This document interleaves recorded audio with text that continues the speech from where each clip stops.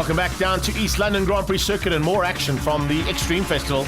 Race 2 now for the Investchem Formula 1600s. These guys have gone at it all day long, and great to see the crowds coming out to be part and parcel of a fantastic weekend's racing. Down in East London, they are hungry for motorsport and love coming to the circuit to see what the Extreme Festival competitors are going to do. And let's see what KARL can do now. He starts a little bit further back than what he'd like to, but the young Mozambican is slowly but surely becoming a contender in this category.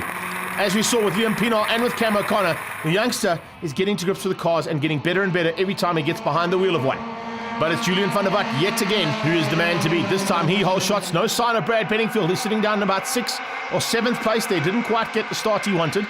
And now you can see Gillespie trying to put the pressure on early on. Doesn't want anybody to get away at the front end, particularly Julian van der Walt.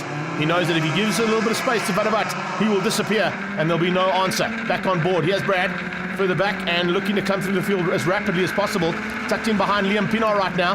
And on this beach straight, you're going to have to do some work to close in on the youngster as they head down into gate corner for the first time. Piazza Musso is on his tail. And Piazza Musso comes into gate corner with a bit of pressure being applied from the back end there. And that car there is Tristan Nobriga. Nobriga also a youngster from karting that is going to make his way to the front end of Formula 1600s very, very soon. They come out of the complex and up towards the hill. Look at the gap already. Man alive, Julian van der Walt is on fire here.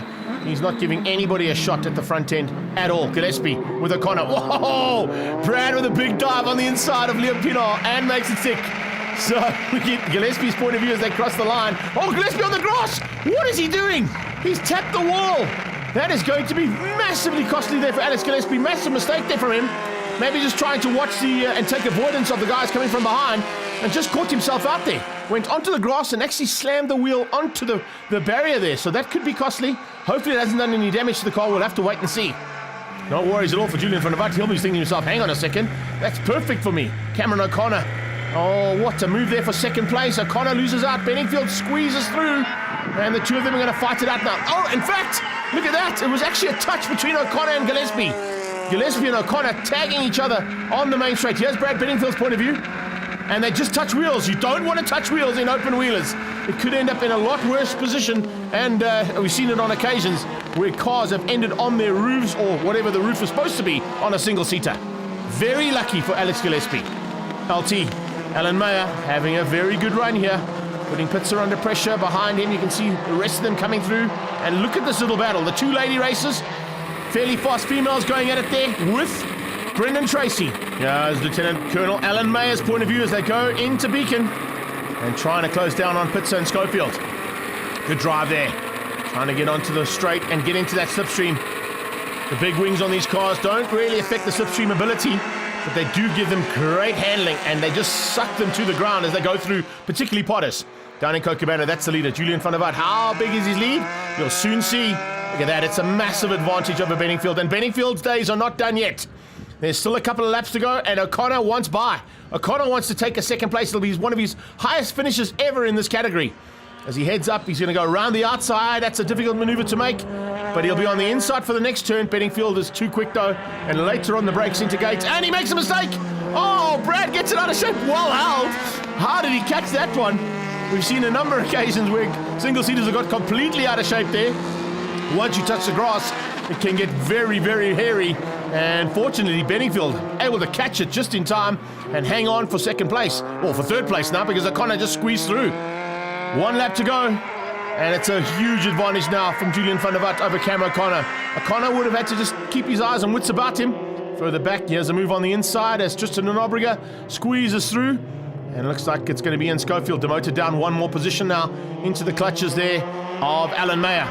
LT looking for a chance. Can he find it? No. Oh, Nobriga is going to have to fight hard. He knows he's got two wily characters right on his tail and looking for positions there. And those positions, of course, are 8, 9, and 10. As they fly through and down into the closing stages of this race. Schofield still with a shot. Can he find a way through on Nobriga? LT, I think, might be a little bit too far back. In fact, looks like Ian Schofield might be too far back as well. Tristan, if he's good on the brakes here, should be able to keep these two guys behind him.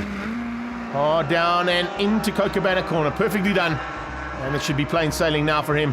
Unless he makes a mistake in the complex. Oh, LT has a last ditch here. He goes alongside Alan Meyer. And Alan Meyer and Ian Schofield were side by side there for a couple of seconds. Looks like Schofield just didn't quite get the drive he wanted out of Kochabana corner. This drive has been to perfection. 2 victories on the day and another couple of points in the bag. Looks like Julian van der Walt wants to take that number 1 plate and make it his very own. Second place, an incredible drive out of Cam O'Connor, beating out Brad Bedingfield. Liam Pienaar with his top finish in 4th.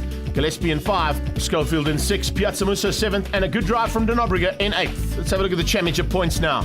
It's all about Julian van der Walt with a huge advantage over Stuart White, who was on international duties this weekend. Alex Gillespie up into 3rd place with Bedingfield in 4th. Scope, a good battle in race 2.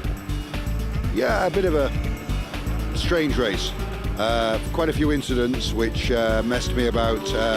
Nearly hit Alex into Potters. He came back on from the incident with what's he called? With Cameron, and turned into Potters in front of me, and I had to stand on the brakes. So I was racing with Andy and Claudio. They got away from me. Then I got involved with a good dice with Alan, which got a little bit close at times, but we both gave each other enough room, and all ended up well in the end.